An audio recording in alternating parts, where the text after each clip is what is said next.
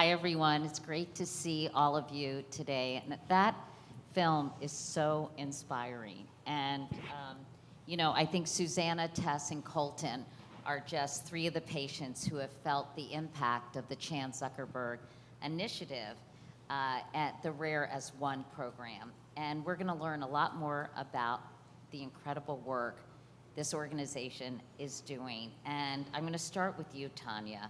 You've been at CZI for almost 6 years, leading the Science and Society program, and this is your baby. This is your flagship project, Rare as One. When I look at some of the numbers in that really wonderful film, I think, gosh, the numbers, these diseases don't seem that rare. Yeah. So that's right. So rare is a little bit of a misnomer for a couple of reasons. These diseases first of all, there's more than 7,000 rare diseases that are affecting more than 300 million people around the world. And these diseases kind of run the gamut between the kinds of diseases that you just saw talked about in that film that are where we know of only a couple hundred people around the world with those diseases. So there's lots and lots of these really rare, what we refer to as ultra rare diseases. And then there are diseases that are more common than that, but still fairly rare. But those diseases can affect tens of thousands of people here in the U.S. In fact, what's the definition, Tania, of a rare disease? Isn't it a specific number? Yeah, so in the United States, the definition is a disease that affects fewer than 200,000 people. So a disease like ALS, like cystic fibrosis, those affect tens of thousands of people here in the United States. So they're a lot less rare.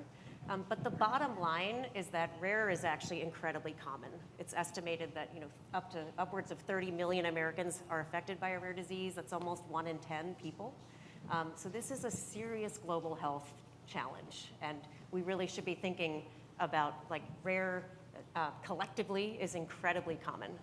Because the numbers add up, to say the least. Dr. Fajgenbaum, who told me I could call him David. Yes. So David, I think your story illustrates how profoundly your firsthand experiences have affected you. Your mom died of cancer when you were in college, which made you want to become an oncologist. Right. And then in your third year of medical school, you were diagnosed with something called Castleman disease. First and foremost, what exactly is Castleman disease? Sure, it's an immune system disorder where your immune system attacks and shuts down your vital organs for an unknown cause. Unfortunately, patients with my subtype of Castleman disease, most of us will not survive more than 1 or 2 years after diagnosis because the immune system just attacks your organs so relentlessly. How rare is Castleman? It's rare. It's about 5,000 new cases per year in the U.S., and because it's so deadly, that means that there aren't too many of us around. In fact, you talk about it being deadly. You were hospitalized a number of times, and you nearly died on 5 different occasions. Tell us about that. That's right. So as you shared, I was a healthy third-year medical student. I wanted to treat patients in memory of my mom, who had died just a few years before from cancer. When I became critically ill, all of my organs shut down. I gained 70 pounds of fluid because my liver and kidneys weren't working. And I was so sick that my family came into the room to say their final goodbyes. And a priest read me my last rites when I was 25 years old. Sadly, that was just the first time, and I would go on to nearly die 4 more times. But thankfully, chemotherapy kept saving my life, but I knew that there was no way I would live much longer unless I could find a drug that could maybe save my life. So that obviously is a good segue to my next question. You're in and out of the hospital over a course of 3 years. So you decide to start an organization and build a community of other people who have this disease or have knowledge about the disease. So why was that so important, which seems obvious, but what was the upshot of that? What kind of response did you get, and where did it get you in terms of understanding your disease? Well, there were no drugs in development and no promising leads, and so I knew my only chance of survival would be to do exactly what you said, Katie, to bring together the community of patients, physicians, and researchers, and to start looking for existing drugs that were already FDA approved for something else that we could maybe repurpose for my disease. I didn't have $1 billion in 10 years to wait for a drug. If I wanted to make it to my then fiance's and my wedding day, which was May 24th, 2014, I would need to find a drug that could be repurposed. And we couldn't take the old approach. Castleman's has been well described for centuries, right? And very little progress has been made. So we said we have to take a totally new approach. We need to build a community of physicians, researchers, and patients, crowdsource from that community what are the most important research questions, then go out and recruit the best researchers in the world to actually do the research. We couldn't just wait for the stars to align. And when we dug in to look for existing medicines, we knew that was possible because many diseases share the same common problems and can therefore be treated with the same drugs. And so I went on this journey with my colleagues and my family and my friends, and we eventually uncovered a drug that's been around for decades that was not made for my disease, that we were able to repurpose and began testing it on me. And thankfully, it's now been over 9 years that I've been in remission on this drug that wasn't made for my condition. Wow, that's amazing. But obviously, people are so thrilled for you, David, but I have to imagine those are applause for all the other lives that have been saved as a result of your research and as a result of your approach. And I know that as a patient, you had a unique perspective, and I'll talk to Brian and Sandra about that. The three of us are a throuple, if anybody wondered. But I'm going to talk to them about their unique perspective. But what does being a patient add to the advocacy? Everything. I mean, I was a medical student, and I thought that I had an idea for how research should be done, how the medical field should work. But and I had lost my mom to cancer, so I certainly knew the experience. But becoming a patient, it gives this incredible sense of urgency for everything. Every minute counts, every second counts. I've considered myself in overtime since I had my last rights read to me, and that feeling of overtime, every second counting, has been a total game changer for us in Castleman's, and also a sense of collaboration. We don't care whose idea it is or who gets credit. We just want solutions. We just want drugs that can help patients. And the last thing I'd say is this sort of concept that we don't care how it's been done. We just want to do it. And so, I shared about this drug that's saving my life, sirolimus, and thankfully patients all over the world, but we've actually uncovered 9 more drugs, both within Castleman's and outside of Castleman's, that can be used in new ways. Drugs that are on your pharmacy shelf at your CVS that no one knew could be used in those ways. And there's a young girl, Kayla, who was 15 years old at the time, and we just made the discovery in the lab. We thought this drug could be useful. It wasn't made for Castleman's. She'd spent an entire year hospitalized, and within a couple weeks of our discovery in the lab, we started Kayla on this drug, and this past Thanksgiving marked 2 years that she's been in remission on this drug. And so, as you said earlier, I'm so thankful to be alive. I'm so thankful for what we've done with this drug, but there are so many more opportunities out there. And I'm not supposed to be here, but every moment that I'm here, I'm going to be working to figure out how we can unlock the full potential of these drugs for other patients. And I imagine the most empathetic researcher or scientist can't really understand what a patient can tell those people in terms of side effects, in terms of efficacy, right? I mean, to be able to have a real person give real-time feedback, and not to mention a doctor, right? I mean, to have that double whammy, I'm sure it's invaluable. It's really changed my life in every way, and I get to work with amazing people like Brian and Tania, and just so thankful for the time that I have and to be able to work with these amazing colleagues. Well, we're going to get to Brian and Sandra in a minute, because I know they're like, what about us? That's what Brian is thinking anyway. What about me, Katie? But I want to talk to Tania first, because it was your experience, David, that really inspired Tania to start Rare as One. So tell us how you got to know David and how he motivated you. Yeah. So I actually met David when I was literally in transition on my way to starting my new role at the Chan Zuckerberg Initiative. And CZI has this incredibly audacious mission to cure, manage, or prevent all diseases by the end of the century. I was really drawn to that really bold mission, and this opportunity to really think big about that whole space, and to think sort of also a little bit outside of the box. And I had, along the way, I'd been working in science policy for a couple of decades before and had been doing a lot of work on biomedical research and innovation. And along the way, I had been finding myself just increasingly inspired and sort of drawn to the work of patient advocates and thinking, the patients are the ones who are really driving changes in our ecosystem. And why is it that they're doing this on very few resources a lot of the time, and why aren't we actually funding them as part of the solution to sort of drive research forward? And so I knew I wanted to go to CZI to build a program that was focused on bolstering the power of patient communities. And I was sort of zeroing in a little bit on rare disease but I didn't really know how I was going to do it, and I didn't know what the program might look like. And then I met David. I heard him speak at this conference, and I'd heard about his story, but I'd never actually met him. And I was blown away. I had this aha moment, because he laid out what he just laid out, which sounds incredibly logical. If you're going to cure a disease, a rare disease, realizing, wow, there's a few researchers working on this, but none of them are talking to each other. And he realized the most important thing a patient needed to do who wanted to change that was to actually build a community, and then get a community of not just patients, but patients, researchers, and clinicians, get them to work together, get them to share ideas, and get them to develop a prioritized research agenda. And it just seems so logical, but research really didn't work like that. And I was that's generalizable, that's scalable. And so I kind of went up to him at the meeting. I was all of a sudden, his number one groupie, I think. I was David, I want to do this. She really is. I want to figure out how to do this for all rare disease. And he was okay. And so we've been working together ever since.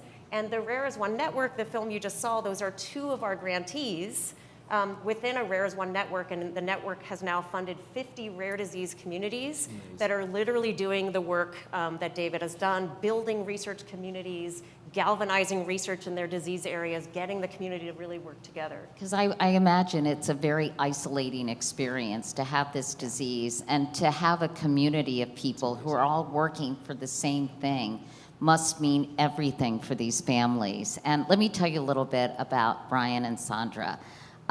They're truly amazing people, like David.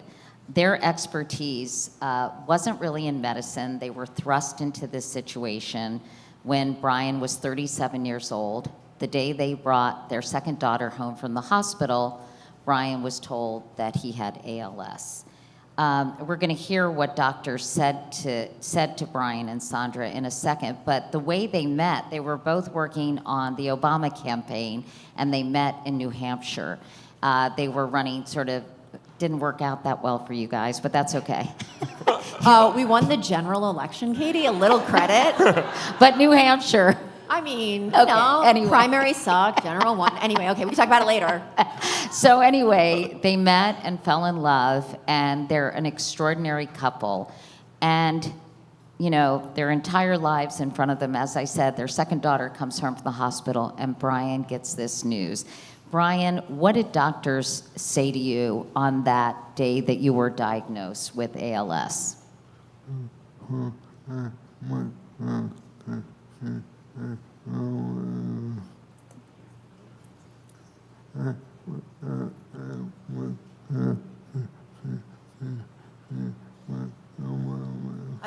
I went to the neurologist.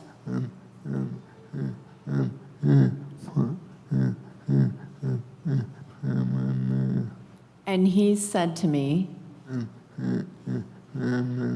he examined me for just about 10 minutes. And then he told me to sit down.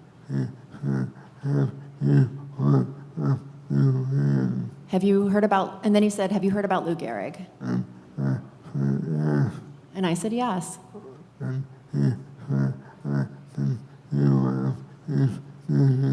And he said, I think you have his disease. And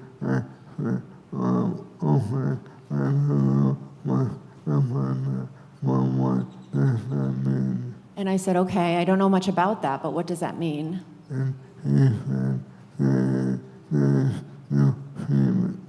And he said, there is no treatment. There is no cure. And I said, how long do you think I have? And And he said, on average, people live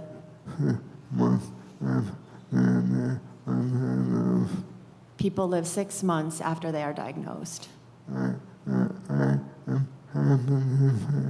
I am happy to say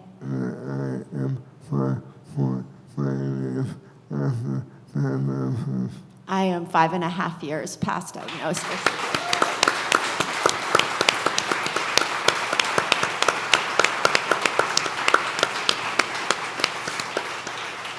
Brian and Sandra are the kind of people who did not just sort of wallow in their own circumstances and kind of give in to despair. You both decided you had to do something about this. You had to help the ALS community. So you sprung into action, Brian. You kind of dragged Sandra along with you because you basically said, we've got to start an organization, and she was like, hell no. You talked her into it, and then you guys started Am ALS. Sandra, tell me about this organization, because ALS organizations existed before Brian's diagnosis. What was your goal for Am ALS? Yeah, absolutely. So after I said, hell no, we can't start an organization, I did say, okay, let's figure out exactly what's happening in the ecosystem, which again is so important in any disease community, right? To you, David's point, you don't care who wins, you just want to live. Exactly. And so it is important to get an understanding of the landscape and say, okay, is there a nonprofit out there that does what needs to be done that's missing from the fight? And Brian then, instead of like going out on his bucket list of vacation destinations after being diagnosed, or frankly helping me with a 2-year-old and a newborn, he took to planes, trains, and automobiles, and he hit the road to answer that question. What needed to happen in this space that wasn't happening so that we didn't duplicate efforts and added value? And it turns out that the answer was very much aligned with our background in politics, in community organizing, and what we felt that wasn't necessarily needed was just another organization, but a movement, a community to mobilize together to help especially drive federal funding and legislation that could significantly accelerate the pace with which we were developing drugs and approving drugs. And so that's what Am ALS's superpower is. We've become, in just a few short years, the leading advocacy organization. And you both, I mean, you have unique backgrounds. Brian is a lawyer. Sandra has her experience running a whole series of nonprofits. And in addition to that, excuse me, your political acumen, you know, understanding how movements work and how actually to enact legislative change came in very handy. So talk about how you used the experience of working for President Obama's campaign and your respective professional experience to really get things changed on Capitol Hill, because you did a tremendous job. And can you just tell us a little bit about that? Brian, do you want to start off, or you want me to start off? Okay, Brian said you start, and then I'll go after you, but what you really mean is you'll basically negate everything, right? Okay, that's good. So, okay, the main focus really for us at the outset was increasing federal funding, because ALS federal research funding had flatlined for decades. And so we knew from working in the Obama campaign and working in the White House, and I had also worked for a congressman, for a senator, for a cabinet secretary, and so we understood that the key to good organizing and advocacy is people need to believe in their own power. That is, turns out, the hardest part. People don't, and everybody kind of knows this, they don't vote because they don't think their vote matters, and people don't reach out to their legislators because they think that their call is just a drop in the bucket. But the hardest part, and if you can get this part right, everything follows, is convincing people that their action will contribute to something really big. And so we did that, and we drove up federal funding in the early days by $80 million. And that is the same type of funding that the Ice Bucket Challenge generated in a viral moment that was never repeated. And the funding we increased happens now every year. So it is like a silent Ice Bucket Challenge now funded by the government every single fucking year. Excuse me. Yeah. It's amazing. But wait, there's more. You all did some other changes in government policy that was really life-changing for ALS patients. Can you talk about Social Security benefits, disability benefits, and also access to experimental drugs? Do you want to go?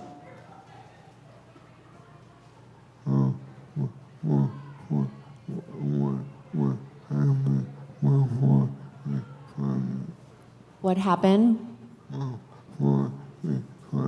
before we started was that ALS patients and had to wait 5 months to get disability benefits. And for a patient,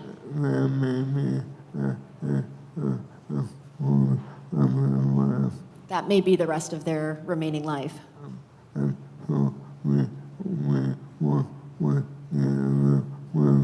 So we worked with the other ALS groups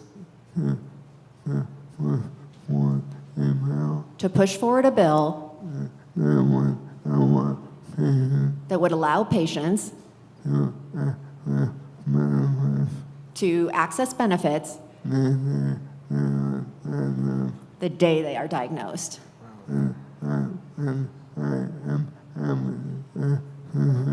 And I am very happy to say that within 1 year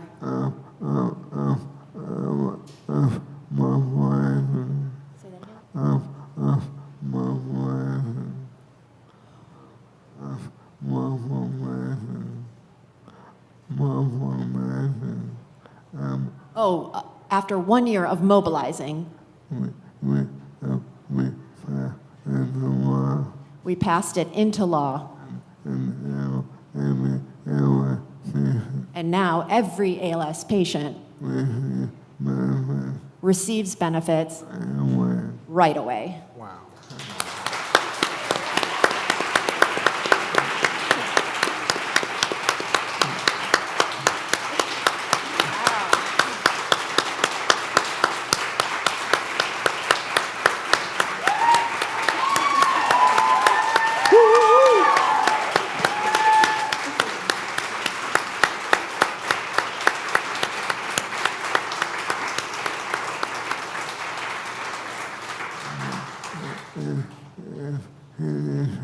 And as Katie said, wait, there is more.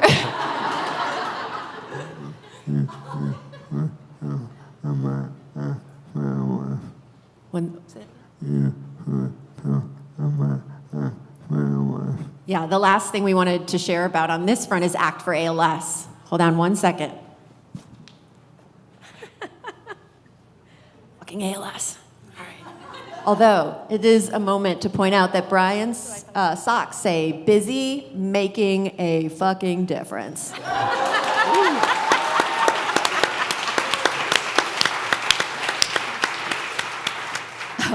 So the last thing on this particular front that Brian really led on was that 90% of ALS patients don't get access to drugs that are in the pipeline because we're disqualified from clinical trials a pretty short period after we're diagnosed.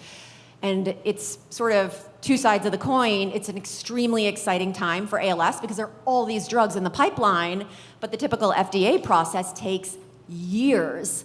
And so you essentially, if you are 6 to 12 months into your diagnosis, you know about these drugs that are in clinical trial that are stopping the ALS for some people, and you are literally locked in a burning building and you cannot get out.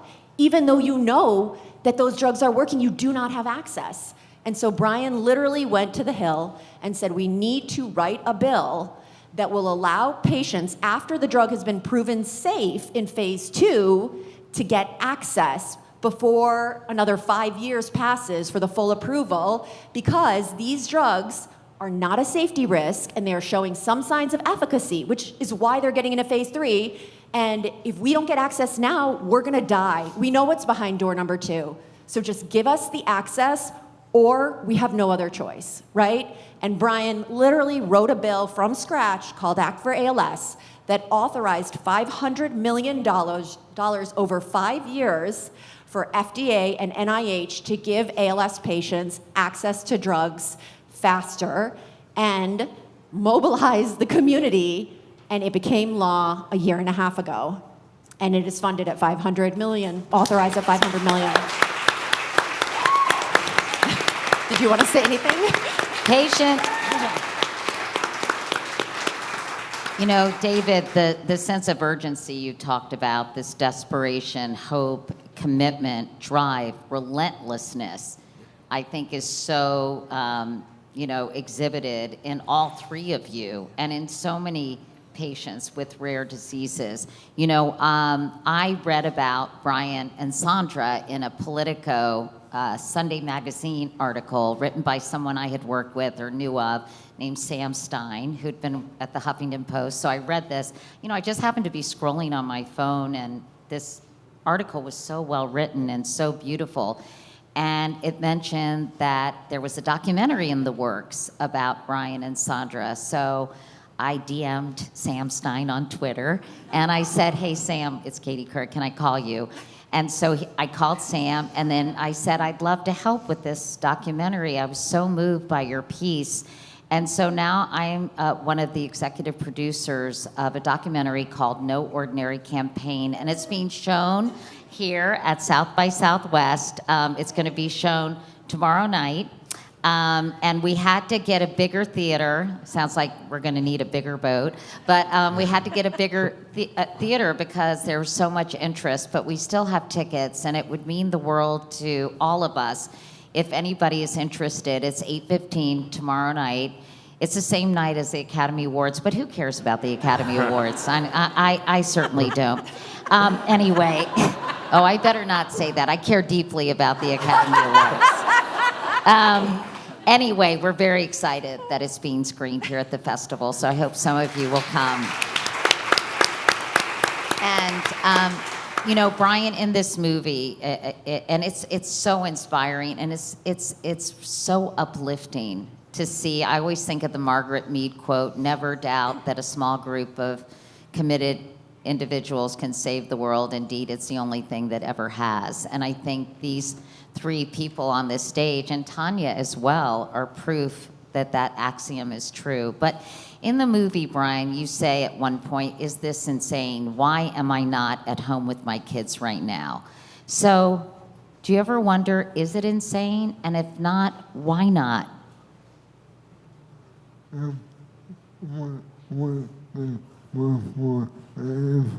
One thing before I answer that.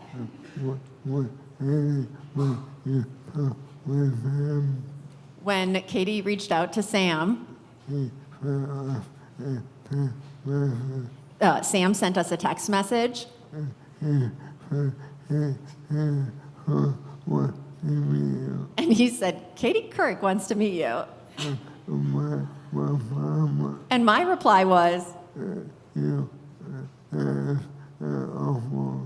that's an awful joke to make. Like, don't tease me. And he's like, no, guys, I'm really serious.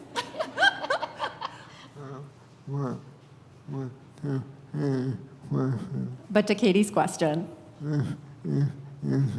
this is insane. What David did is insane as well.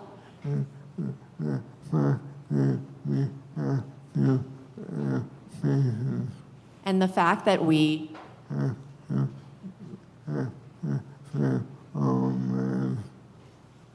have to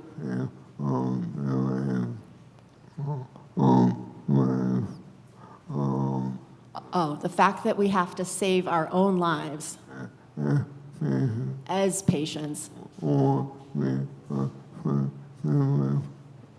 while we are trying to live is crazy.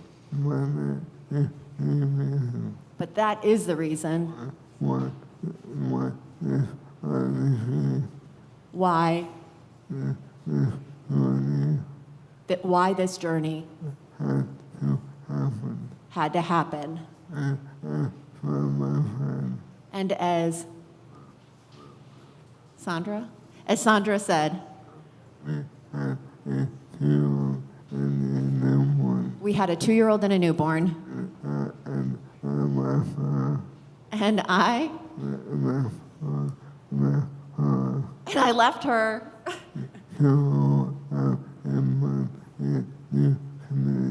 to go out into the community and meet people and convince them that we had the power to do what had not been done for 150 years. Say it again. Which leads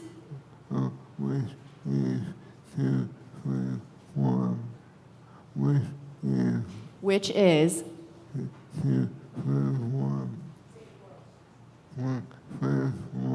oh, you guys I think got it before I did, which is to save the world.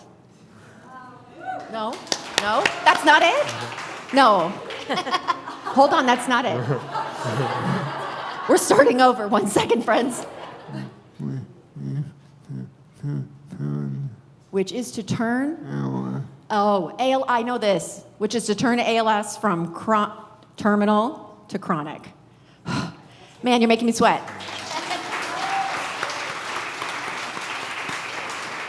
What is really cool about what Tania is doing, you're taking stories like Brian and Sandra and David, and you are creating, using their various skills and approaches, and you're creating a blueprint for other people with rare diseases, really a template.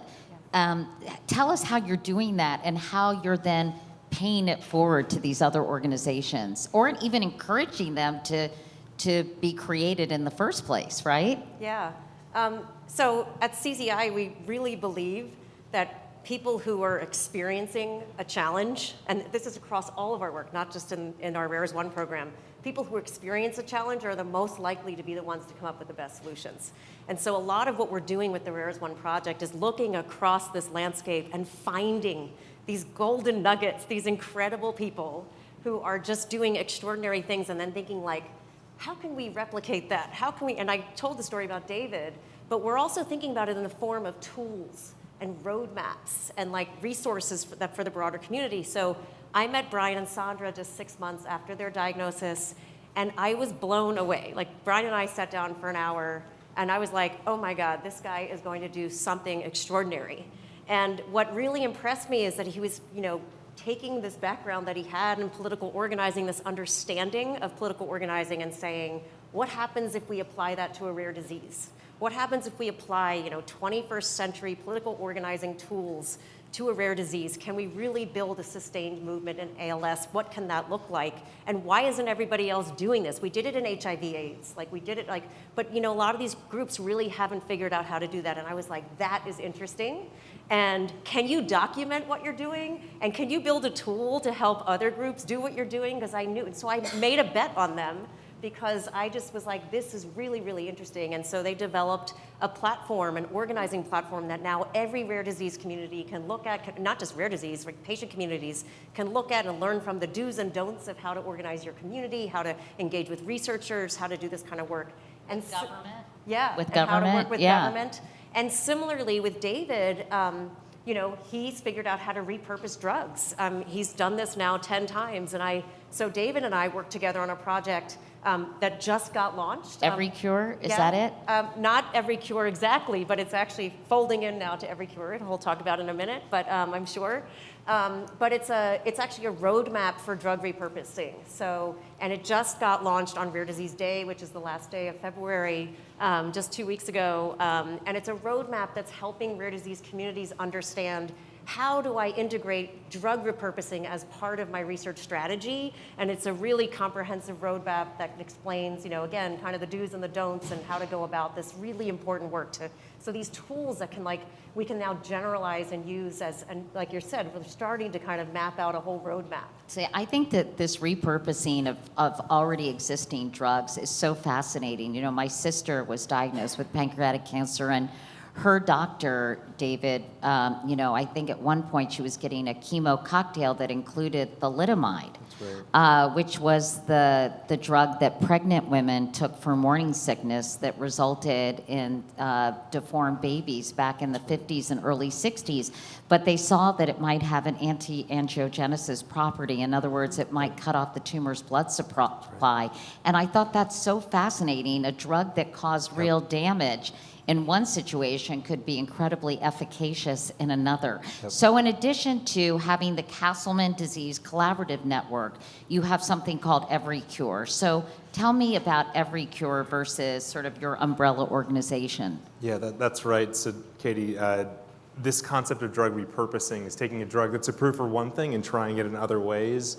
And so we launched an organization called Every Cure about 6 months ago. And we are on a mission to unlock the full potential of every drug that's at your neighborhood pharmacy to treat every disease that drug can treat. And when you hear that, you might be like, well, isn't that how it is already? Like, aren't the drugs that are approved already being used for all the diseases they can help? The answer is a definitive no. Isn't it called off-label when they're used? Yes, so off-label exactly is when you use something, for something that is not on the label, it's not approved for, but that's really just just a little bit of the story here. So if it's being used off-label, that means someone knows that it might be useful in a new way. But there's actually so many more opportunities where we don't yet even know, or maybe someone knows and they published it in a medical journal, but it hasn't actually gotten out to patients. I'll share one quick example of a patient with angiosarcoma, a horrible form of cancer. He came to our center in 2016 and said, diagnosed with this horrible cancer, been told I've got 3 months to live. And we ended up leveraging this tool that we built to look back at previous studies that have been done and found that back in 2013, a paper came out suggesting a drug could be useful for his cancer, but it had never been used in those 3 years. And so we tested his tumor, it looked promising, and we began him on this treatment. And it's now been over 7 years that he's doing great on this drug. And now patients all over the world are on this drug for angiosarcoma. Now that drug was always there. The study had been done 3 years before. It was just sitting there, but there's billions of papers that are written and that are just sort of hiding in plain sight. And so Every Cure is on a mission to say, every drug in your pharmacy should be used for every disease, and every patient whose life can be saved by a drug in your pharmacy should be saved by that drug. And so we're on a mission to do that by first combining data like the data I just mentioned together into one place, and then taking the most promising opportunities, actually moving them into clinical trials, proving that they work as a nonprofit organization in the way that typically pharmaceutical companies would do this, but for drugs that are generic or for diseases that are rare, where we know drug companies won't go after them, we're taking the lead. There's another, did you guys want to add something to that? I am pretty sure that I'm older than David. But when I grow up, I want to be David. That's the best compliment that I've ever received in my life, just so you know. This is number one compliment for me in my life. Thank you, Brian. I think a lot of people would like to be Brian when they grow up, just saying. There are also some practical applications to this repurposing of drugs, and that is pharmaceutical companies sometimes don't want to invest in rare diseases because the profit margin is not going to be that great. So by taking pre-existing drugs and trying to find a different application, I imagine that can be very motivating for pharmaceutical companies. Talk about that, Tania. Yeah, absolutely. I mean, David has really documented this in launching Every Cure, just that how much less expensive also it is to actually repurpose a drug. It can take, it's over $1 billion is usually the number thrown around to develop a new drug, but it's much, just like orders of magnitude cheaper if you can actually find a drug that already works. So it's kind of crazy that we're not doing this systematically, and what David is, his vision for Every Cure is just really inspiring. But the other thing is, in terms of new drugs, the whole reason why we are investing in patient communities, it's in, especially in rare disease communities can really help de-risk sort of drug development when repurposing is not an option, or obviously repurposing should always be looked for. So the two stories that were in the video, Luke and Kim, like the incredible work they did in those groups, like there's a statistic that it typically takes 30 years from the time that a disease is discovered or basic biology is happening to actually develop a treatment. And they are reducing that to less than 10 years. And the way they're doing it is they're going out, they're building these strong communities, they're finding all the patients they can around the world that have these diseases, and they're collecting their data, their biospecimens, they're building these research-enabling tools and infrastructure that are attracting researchers to their diseases. And then they're basically handing these, they're designing natural history studies, right? So that you can understand the natural trajectory of the disease, which is really critical for a drug company to be able to then test compounds against something and just see if it's actually working or not. And they're literally handing these things on a silver platter to companies, and companies saying, yeah, I want to do that. I want to work with that. You heard the representative from the biotech company talking about just the incredible value of the patient community and like moving along the gene therapy. And so the idea that patient communities can both like really de-risk these drugs and really speed the acceleration of drug development, but they also really need to be pursuing repurposing, which can go a lot faster and be a lot cheaper.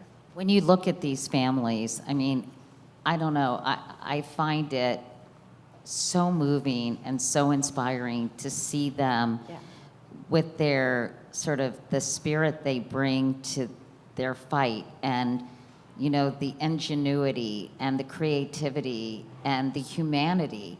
What have you learned from all these families? Obviously, I can tell, Tania, you're so passionate about your work, and I think they give you your why and your purpose. Yeah. Katie, it's really interesting when I reflect back, because I've worked in science, policy, and advocacy for over 25 years. I think I'm definitely the oldest one among all of us. And I've worked with, I started my career in environmental policy, and I know some extraordinary environmental advocates, but there is something really unique and special about rare disease advocates. And I think it's partly because no one plans to do this, right? It is by accident and misfortune that people get diagnosed with these diseases, and the diagnosis itself is incredibly life-altering experience. And to be told there's nothing you can do, we know next to nothing about this disease, there's no hope, go home, get your affairs in order, these crazy things that these patients are being told, those who say no to that, those who say, I am going to fight, I'm going to find a way, those are truly special people. And they are relentless.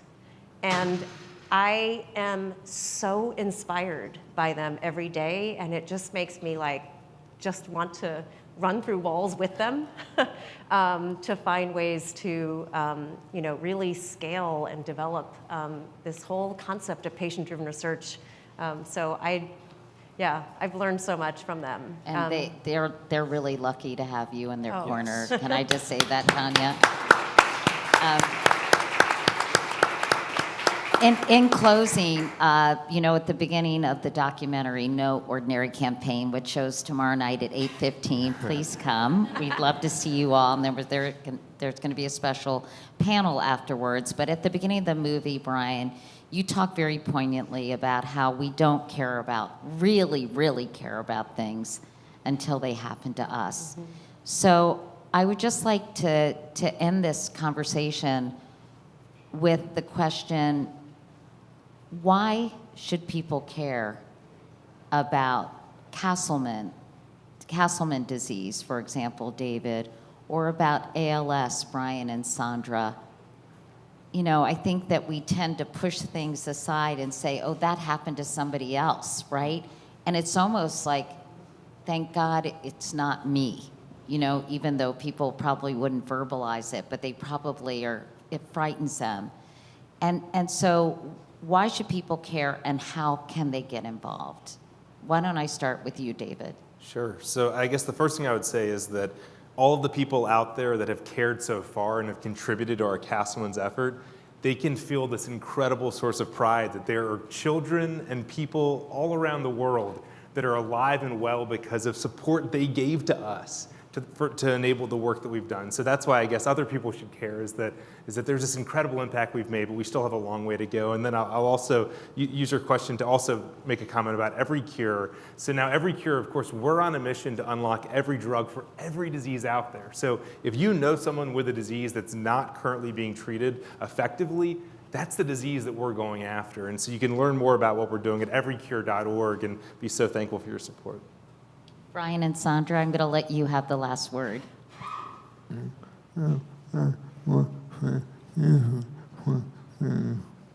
I will say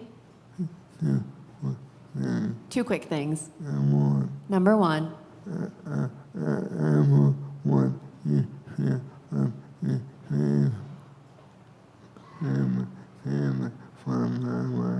David, Sandra, and I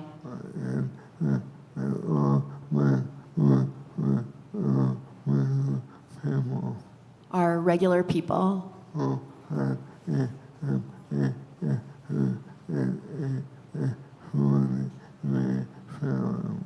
who were given an extraordinary challenge. And the thing is that everyone in life will have an extraordinary challenge. And the most important thing we can do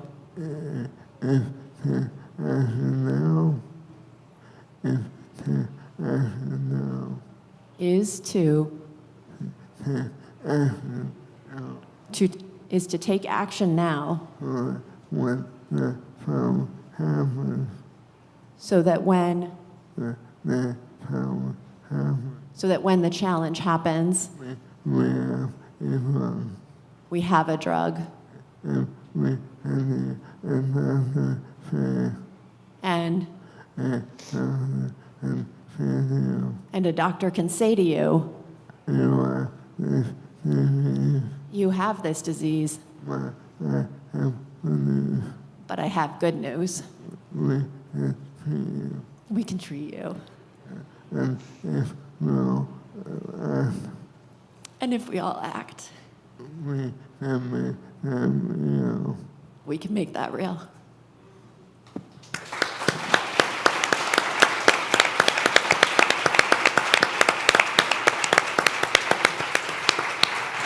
I know we're out of time. That's a beautiful way to end it, but I have one other thing to say. Sorry. I just wanted to mention one other thing that we weren't able to really cover, and we don't have to go into a long thing because the clock is ticking.